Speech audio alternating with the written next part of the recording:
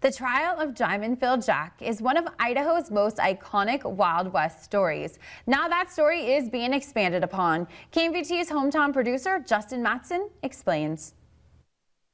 DiamondField Jack was an unlikable anti-hero described as a bully pinned in 1896 for a double murder of 2 Latter-day Saint sheepherders. There's a reason he kind of lives in the mythos, is because he's not an easy guy to pin down. The story of DiamondField Jack is one that is still debated to this day as historians work to separate fact from fiction.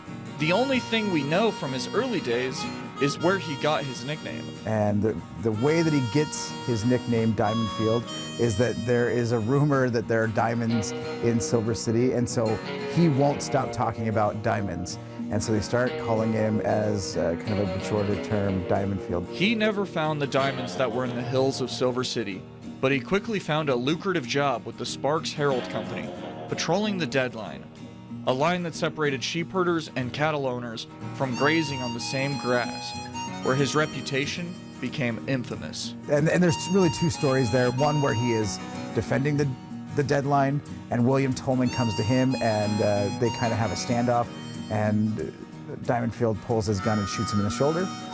There's the other one where William Tolman was coming after DiamondField Jack, and so DiamondField Jack went into his camp and shot William Tolman in the shoulder. Instead of using his diplomatic skills, the first thing this cowboy definitely did was probably reach for his weapon. This incident scared Diamondfield, and he fled to Nevada for several months. But there was another problem. The problem was Jack Davis's big mouth. What he's saying is that he shot and potentially killed a sheepman. And so he runs his mouth saying that he's shooting up sheepmen.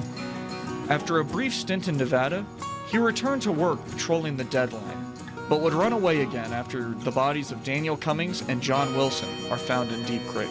Diamondfield takes off to Nevada, or through Nevada, and he makes it as far as Yuma, Arizona, before he is picked up. He's put in prison there and then extradited back to Idaho, where then in Albion he is tried because the 2 sheepmen are from Albion. He's convicted pretty quickly of circumstantial evidence. Again, he's being tried in a court in Cassia County, which is sheep herder territory. He was sentenced to hang until dead, until another upset in the trial happened. James Bauer and Jeff Gray, they both lie under oath, saying that they were with DiamondField Jack at the time and he couldn't have done this. Later on, they're going to confess to the murders. And Cassia County actually brought those 2 guys to trial, and then they were exonerated as acting in self-defense. Days turned to weeks. Weeks turned to months. A series of appeals were taking place, and DiamondField Jack sat in a jail cell. As the seasons passed, right across the street he could see the gallows where he was to be hung. Suddenly he was pardoned because of a lack of evidence. There was no smoking gun, but that could be changing. So Max Black is he's an insurance agent, was an insurance agent who was fascinated with history, and he starts metal detecting around, and he finds two bullets from a 45 cartridge, 45 bullet. Not only were the bullets found, but a gun was found as well. However, local historians say there are too many variables to conclusively say whether DiamondField Jack committed the murders. I think that the myth of DiamondField Jack is larger than life, and that there's more to this story that we don't know.